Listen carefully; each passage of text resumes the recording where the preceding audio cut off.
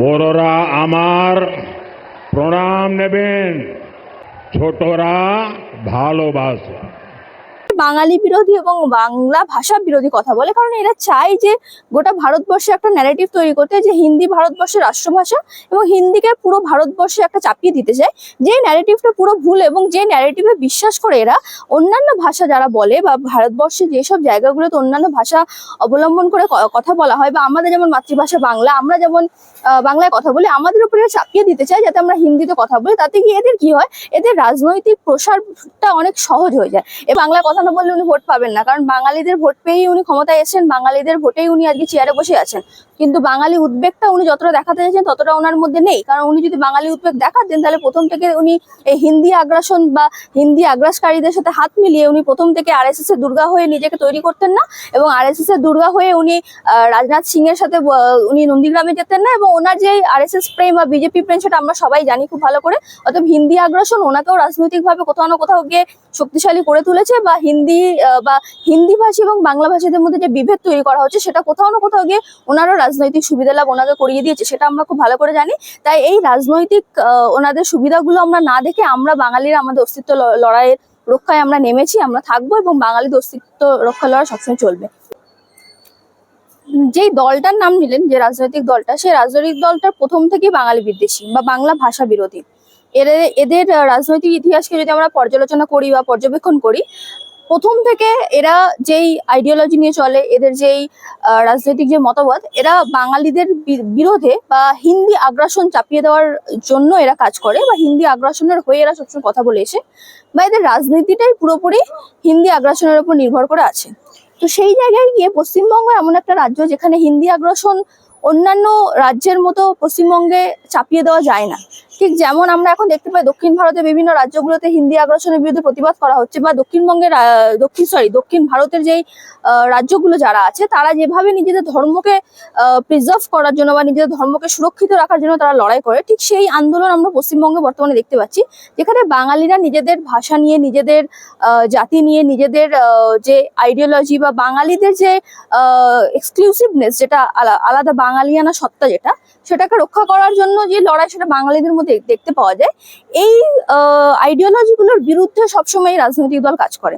তো এরা সবসময় বাঙালি বিরোধী এবং বাংলা ভাষা বিরোধী কথা বলে, কারণ এরা চায় যে গোটা ভারতবর্ষে একটা ন্যারেটিভ তৈরি করতে, যে হিন্দি ভারতবর্ষের রাষ্ট্রভাষা এবং হিন্দিকে পুরো ভারতবর্ষে একটা চাপিয়ে দিতে চায়, যে ন্যারেটিভটা পুরো ভুল এবং যে ন্যারেটিভে বিশ্বাস করে এরা অন্যান্য ভাষা যারা বলে, বা ভারতবর্ষে যেসব জায়গাগুলোতে অন্যান্য ভাষা অবলম্বন করে কথা বলা হয়, বা আমাদের যেমন মাতৃভাষা বাংলা, আমরা যেমন বাংলায় কথা বলি, আমাদের উপরে চাপিয়ে দিতে চায় যাতে আমরা হিন্দিতে কথা বলি। তাতে কি এদের কি হয়, এদের রাজনৈতিক প্রসারটা অনেক সহজ হয়ে যায়। এবং যখন হিন্দি মানে এই ভাষাতত্ত্বিক যেই ভাষার যেই এরা মানে সারা ভারতবর্ষে যে একটা ভাষা বা হিন্দি ভাষা চাপাতে যায়, তার পিছনে এদের রাজনৈতিক উদ্দেশ্য হলো যে সারা ভারতবর্ষে এরা বিজেপির যে মানে অখণ্ড ভারত, এদের যে আইডিওলজি, সেই আইডিওলজি এরা মানে অ্যাকসেপ্ট করতে চায়, যেখানে এরা চায় যে সারা ভারতবর্ষের মানুষ একই ছাতায় এসে, একটা গেরুয়া ছাতার মধ্যে এসে হিন্দি কথা বলবে, এবং সারা ভারতবর্ষের মানুষ বিজেপির মতো একটা দলে থাকবে, এবং এদের স্বৈরাচারী যে শাসক বা এদের স্বৈরাচারী শাসনটা আস্তে আস্তে বৃদ্ধি পাবে, আগ্রাসন পাবে। তো এরা যেখানে বাংলা ভাষা দেখে, এরা তার বিরুদ্ধে সবসময় কাজ করে থাকে। এদের আইডিওলজি এটা। আমাদের বাঙালি হয়ে যেটা করা দরকার, আমাদের বাঙালি হয়ে প্রথম থেকে আমরা বাংলাকে রক্ষা করার জন্য আমরা বাঙালিরা প্রাণ দিয়েছি। 21শে ফেব্রুয়ারি মাতৃভাষা দিবস আমাদের বাঙালিদেরকে বাংলা ভাষা রক্ষা করার জন্য সেই দিনটিকে পালন করা হয়। সেখানে গিয়ে আমাদের বাঙালিদেরকে এদের এই হিন্দি আগ্রাসনকে আটকানোর জন্য প্রথমত রাজনৈতিকভাবে এদেরকে আটকানো দরকার, দ্বিতীয়ত ভাষাগতভাবে এদেরকে আটকানো দরকার, এবং বাঙালিদের যেখানে যেখানে পশ্চিমবঙ্গের বুকে যেখানে যেখানে বাঙালি অত্যাচার হয়েছে, প্রত্যেকটা জায়গায় বাঙালিদের সরব হয়ে এই হিন্দি আগ্রাসনকে রুখে দাঁড়ানো দরকার। এবং আমাদের রাজ্য সরকার যেভাবে এদের সাথে দিয়ে জিনিসটাকে আস্তে আস্তে বাড়িয়ে চলেছেন, এখন উনি রাস্তায় নামছেন, প্রতিবাদ করছেন, কিন্তু প্রথম থেকে যে আগ্রাসনটা এরা চালিয়ে এসছে, সেই আগ্রাসনটা কোথাও গিয়ে হাওয়া দিয়েছেন বলেই আজকে এই জায়গায় এসছে। শুভেন্দু অধিকারী বলছে যাদের পুশব্যাক করা হচ্ছে তারা হচ্ছে বাঙালি না, তারা হচ্ছে রোহিঙ্গা বাঙালি। শুভেন্দু অধিকারী কথাগুলো বলবেনই, কারণ রোহিঙ্গা ইস্যু এনাদের রাজনৈতিক ইস্যু। রোহিঙ্গা তকমাটা আমরা তো কই মানে পশ্চিমবঙ্গের বুকে রোহিঙ্গাকে শুধুমাত্র শুভেন্দু অধিকারী খুঁজে পান, পশ্চিমবঙ্গের বুকে রোহিঙ্গাদের বিজেপি বা ভারতীয় জনতা পার্টি খুঁজে পান, আর কেউ রোহিঙ্গাদেরকে আমরা দেখতে পাই না। তাহলে এই যে রোহিঙ্গা ইস্যুটা পুরোপুরি একটা রাজনৈতিক ইস্যু। রোহিঙ্গা পশ্চিমবঙ্গে ঠিক একটা মানে জুজু ভয় দেখানো হয় পশ্চিমবঙ্গে, মানে সংখ্যালঘুদেরকে জুজু ভয় দেখানো হয় বিজেপির, এবং সংখ্যাগরিষ্ঠদের জুজু ভয় দেখানো হয় রোহিঙ্গা। এইরকমই কিছু রাজনৈতিক একটা ছকের মধ্যে দিয়ে রোহিঙ্গা জিনিসটা উঠে আসে, যেখানে বাঙালিদেরকে আসলে রোহিঙ্গা কারা, যারা বাংলা ভাষা বলে তাহলে তাদেরকে রোহিঙ্গা বলতে চাইছে শুভেন্দু অধিকারী, যারা বাঙালি মুসলমান তাদেরকে তাহলে রোহিঙ্গা বলতে চাইছে। তাহলে বাঙালি মুসলমান নাকি বাঙালি নয়? শুভেন্দু অধিকারী বারবার এই জায়গাটা চলে আসলে তাহলে বাঙালি মুসলমানরাও বাঙালি, তাদের ভাষা বাংলা, তারা নিজের মাতৃভাষায় কথা বলবে এবং সগর্বে পশ্চিমবঙ্গে আমরা বাংলা ভাষায় কথা বলবো। শুভেন্দু অধিকারী যতই রোহিঙ্গা বলুক না কেন, বাঙালিরা বাংলা ভাষাতেই পশ্চিমবঙ্গে কথা বলবে, এবং বাঙালিদের উপর যতবার অত্যাচার হবে আমাদেরকে গর্জে উঠতে হবে, আমরা গর্জে উঠবো, এবং পশ্চিমবঙ্গে কোনো রকমের হিন্দি আগ্রাসন আমরা মানবো না। আমাদের রাজ্যের মুখ্যমন্ত্রী তিনি দেখলাম মিছিল করলো গত দুদিন আগে, বাঙালিদের যে উপর অত্যাচার চলছে এর প্রতিবাদ। আমাদের রাজ্যের মুখ্যমন্ত্রী হয়তো সামনে থেকে মিছিল করছে, সামনে থেকে প্রতিবাদ করছেন, কিন্তু সত্যিকারের উনি জিনিসটা নিয়ে কতটা কনসার্ন বা জিনিসটা নিয়ে ওনার কতটা উদ্বেগ আছে আমি সেই বিষয়ে আমার সন্দেহ আছে। কারণ পশ্চিমবঙ্গের আমাদের যেই হিন্দি আগ্রাসনের যে রাজনীতি, কোথাও গিয়ে তো উনি হাওয়া দিয়েছেন বলে সেই রাজনীতি আজকে এসছে। আমাদের পশ্চিমবঙ্গের ছেলে মেয়েদেরকে ভিন রাজ্যে পরিযায়ী শ্রমিকের হয়ে বা পরিযায়ী শ্রমিকের মতো কাজ করতে যেতে হচ্ছে ভিন রাজ্যে। তাদেরকে এ রাজ্যে কোনো এমপ্লয়মেন্ট নেই, এ রাজ্যে কোনো চাকরি বাকরি নেই, এ রাজ্যে কোনো কর্মসংস্থান নেই, সেখানে আমাদেরকে অন্য রাজ্যে যেতে হচ্ছে, এবং অন্য রাজ্যে যে হিন্দি আগ্রাসনের যে ব্যাপারটা তার শিকার হতে হচ্ছে আমাদের পশ্চিমবঙ্গের ছেলেমেয়েদের, আমাদের বাঙালি ছেলেমেয়েদের। তাহলে বাঙালি ছেলেমেয়েদের ভবিষ্যতের জন্য উনি কি করেছেন? উনি আজকে বাঙালি ছেলেমেয়েদেরকে নিয়ে উদ্বিগ্ন হয়ে পড়েছেন, বাঙালিদের ওপর যে অত্যাচার হচ্ছে সেটা নিয়ে উদ্বিগ্ন হয়ে পড়েছেন, কিন্তু বাঙালিদেরকে যখন বাংলা ছেড়ে যেতে হচ্ছে সেই বিষয়ে উনি উদ্বিগ্ন হচ্ছেন না কেন? কর্মসংস্থান উনি করছেন না কেন? কর্মসংস্থানের সিওরিটি উনি দিতে পারছেন না কেন?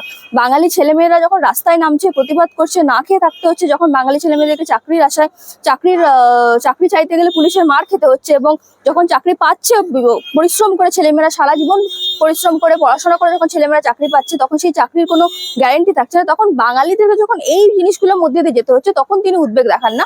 এখন একটা পুরো জিনিসটাকে রাজনৈতিক তকমা দেওয়ার জন্য উনি উদ্বেগে নেমেছেন, এবং পুরোটাই মানে বাঙালিদের উপর মানে শুধুমাত্র সহানুভূতি, বাংলা নিজের মেয়েকে চায় এইরকম একটা ট্যাগলাইন ইউজ করার সহানুভূতি ছাড়া এটা আর কিছুই না। তুমি বলছে আমি বাংলায় কথা বলবো, কত জেলে ভর্তি করা আমি দেখবো।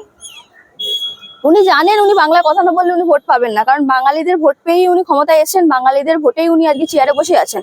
কিন্তু বাঙালি উদ্বেগটা উনি যতটা দেখাতে চাইছেন ততটা ওনার মধ্যে নেই, কারণ উনি যদি বাঙালি উদ্বেগ দেখাতেন তাহলে প্রথম থেকে উনি এই হিন্দি আগ্রাসন বা হিন্দি আগ্রাসকারীদের সাথে হাত মিলিয়ে উনি প্রথম থেকে আরএসএস এর দুর্গা হয়ে নিজেকে তৈরি করতেন না, এবং আরএসএস এর দুর্গা হয়ে উনি রাজনাথ সিং এর সাথে উনি নন্দীগ্রামে যেতেন না, এবং ওনার যে আরএসএস প্রেম বা বিজেপি প্রেম সেটা আমরা সবাই জানি খুব ভালো করে। অতএব হিন্দি আগ্রাসন ওনাকেও রাজনৈতিকভাবে কোথাও না কোথাও গিয়ে শক্তিশালী করে তুলেছে, বা হিন্দি ভাষী এবং বাংলা ভাষীদের মধ্যে যে বিভেদ তৈরি করা হচ্ছে সেটা কোথাও না কোথাও গিয়ে ওনারও রাজনৈতিক সুবিধা লাভ ওনাকে করিয়ে দিয়েছে, সেটা আমরা খুব ভালো করে জানি। তাই এই রাজনৈতিক ওনাদের সুবিধাগুলো আমরা না দেখে আমরা বাঙালিরা আমাদের অস্তিত্ব লড়াইয়ের রক্ষায় আমরা নেমেছি, আমরা থাকবো, এবং বাঙালিদের অস্তিত্ব রক্ষা লড়াই সবসময় চলবে। এই যে বাঙালি দেখলে এত বিজেপি ডাক, আমরা দেখলাম আজকের প্রধানমন্ত্রী তিনি দুর্গাপুরে মিটিং করার আগে বাংলায় টুইট করছেন, এবং সেই সভা থেকেও বাংলায় কথা বলার চেষ্টা করছেন।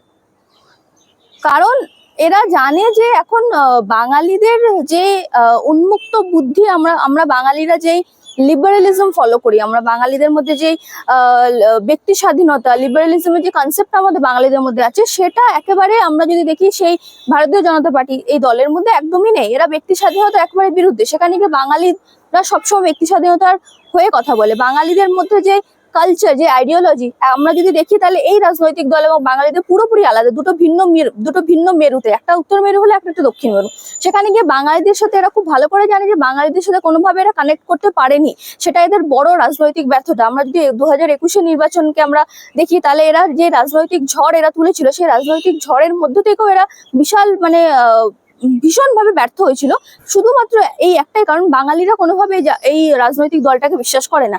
সেই বিশ্বাসটাকে হয়তো কোথাও একটা অর্জন করার জন্য আজকে এরা বাংলা ভাষাকে অস্ত্র হিসাবে ব্যবহার করছে বা অস্ত্র হিসাবে নিয়ে আসছে, কিন্তু বাঙালিরা এদের রাজনৈতিক যেই ব্যবহারটা বা এদের যে পলিটিক্যাল ক্যারেক্টারিস্টিক, সেটা নিয়ে বাঙালিরা খুব ভালোভাবে অবগত।